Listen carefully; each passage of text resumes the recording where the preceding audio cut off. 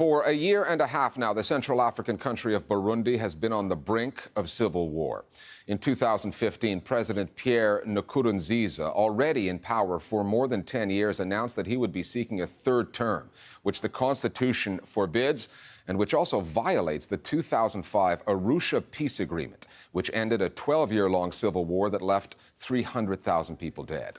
Burundians took to the streets to protest their president's proposed third term. That was followed by an attempted military coup which failed. And the result for the Burundian media was a government crackdown on dissent. Accused of allying with the opposition, all independent radio stations were closed. In a country where illiteracy and a lack of internet access make the population reliant on radio as the primary source of news and information.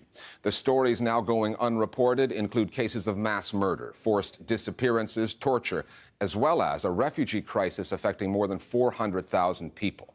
Then there's the specter of what happened next door in Rwanda, the genocide of 1994. Like Rwanda, Burundi's ethnic makeup is majority Hutu, minority Tutsi. And given the role that the media, particularly radio, played in Rwanda, many Burundians fear that their state media outlets may, through their broadcasts, turn this political crisis into an ethnic one. The Listening Post's Johanna Hoos now on the challenges of reporting in Burundi.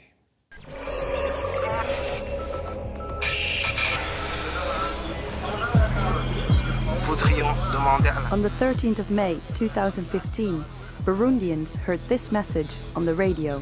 J'ai l'honneur de vous annoncer que suite à l'insécurité qui règne dans notre pays, que les frontières burundaises sont fermées. Following weeks of mass protest opposing President Pierre Nkurunziza's controversial bid for a third term, a faction of the army took over the airwaves of the country's most popular privately owned radio station, Radio Publique Africaine, in an attempt to claim control over the country. Nous crions à tout homme chargé de la défense nationale, tout militaire, de faire tout son possible, de faire respecter ses consignes. The coup was a failure. The Nkurunziza government pushed back against the rebel soldiers and shut down all private radio stations. A year and a half later, the president remains in power and the media blackout continues. Burundian journalists blame the government for the media crackdown, but the government tells a different story. Certains médias ont connu. Admittedly, some media outlets have faced problems. Why? Because the same groups or individuals who attempted to overthrow Burundi's democratically elected institutions destroyed those outlets. We have the evidence. Qui l'ont fait. The government's evidence was never shown to us. What we did find was footage from just hours after the coup attempt, when forces loyal to the president stormed the offices of Radio Publique Africaine, which was later set ablaze. 3 other radio stations faced similar attacks. All 4 remain closed, and their journalists say they continue to be targeted by the government. Since April 2015, the situation here has been very difficult for the media. They are seen as the opponent. There are people from the government who are convinced that the media played a decisive role in the organization of the failed coup, which is particularly difficult for the journalists who have stayed working in the field. Il y a des gens qui sont poursuivis. Yes, the authorities are pursuing certain journalists, but only those who supported the coup. The opinion of international media will continue to be swayed by those saying the Burundian government is hunting down all journalists. We regret that people got killed, but we hope that the world sees that this is a conspiracy orchestrated by the opposition. Machination orchestrée par l'opposition. With nearly all private radio outlets shut down and numerous journalists forcibly exiled or disappeared, Burundians are facing an information vacuum. It is only pro-government or state outlets that remain to fill the void. A growing concern is that these outlets are spinning narratives of ethnic division, ringing alarm bells for Burundians who remember the genocide across the border in Rwanda, which has an ethnic makeup almost identical to Burundi's. Avis à tous les Guinéens qui nous écoutent, oui, à tous les Guinéens qui nous écoutent, le Rwanda appartient à ceux qui le défendent vraiment. In 1994, repeated messages of hate, broadcast on a Rwandan radio station controlled by Hutus, Radio Libre Mille Collines, exacerbated ethnic tensions there. Rwandans took up arms, and in the bloodshed that followed, more than 800,000 people, mostly Tutsi, were killed. There are some interesting parallels in the sense that the 1994 genocide occurred in the context of a civil war, and it made people more susceptible to extreme messaging. Now, we're not quite at a civil war in Burundi, but in times of crisis, state media carry quite inflammatory messages. The term that we've used is ethnicization from above. This is a political manipulation of ethnic fears, which is orchestrated by the government to try to solidify their support among the Hutu population. And to do so, they need to say that we are being besieged by someone. And of course, who do they pick? Well, it's Tutsis, because Tutsis are the age-old enemy. Burundi National Radio on TV, you know, it's a government-owned medium. So it means politicians come and issue declarations. They say things which are controversial. These lead some people to believe that the public media is playing a role in fueling the ethnic crisis. Il n'y a pas de rhétorique génocidaire au Burundi. This government doesn't use genocidal vocabulary. Under no circumstance has the government blamed the Tutsis.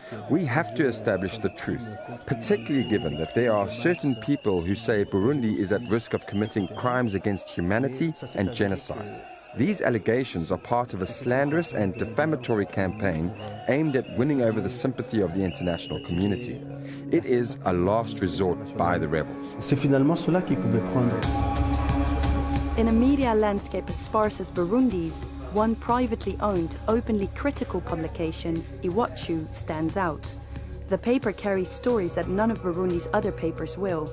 Abductions by the ruling political party, the lack of investigation into the killing of opposition politicians, and the hounding of journalists. Iwachu's director is in exile, and a staff journalist has been missing for the past 2 months. Iwachu has to go deep in some of the stories that the state media does not really cover. So if the state media are broadcasting things that seem to be making everybody believe that everything is fine in Burundi, you understand that there is something which lack. And what is it? There is this kind of economic downturn. There is the impact of this crisis on the daily lives of Burundians. This needs to be reported. Iwachu is actually a long-standing news organisation in Burundi, and it's one of the best. It's reporting government actions, it's reporting human rights abuses, but it's doing so in quite a neutral way, and it's trying to not alienate the authorities too much while retaining its independence. So they're doing a tough job because they are one of the very few professional independent media outfits with proper editorial control still working inside Bujumbura. But we also have to remember that print media is pretty much absent outside Bujumbura. That lack of reach is a challenge for Iwachu, but may also be the secret to its survival. Its circulation is so low that unlike radio broadcasts that can reach large audiences across the country, the government does not fear the paper's influence. Another outlet, SOS Media Burundi, is an underground broadcast collective that came together in the aftermath of the failed coup. It publishes radio reports online, and most of its journalists remain anonymous. However, in a country where internet access is so limited, SOS's impact online is negligible.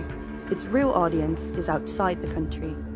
We wanted to come up with a way to make sure the public, both inside and outside the country, weren't just being fed rumors.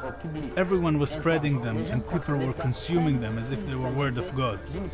I've never witnessed this level of rumor mongering, so we decided to create this online collective. Here in Burundi, how many people can have access to the internet connection? Very few. It means that you can only follow SOS Media Productions when you use a social media like WhatsApp, when you use Facebook, Twitter, or any other social media. So SOS Media can hardly reach the majority of the people.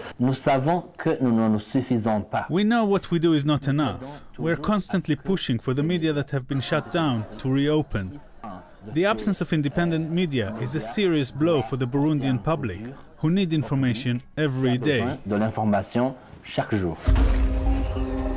there is no sign that the space for independent journalism will reopen anytime soon.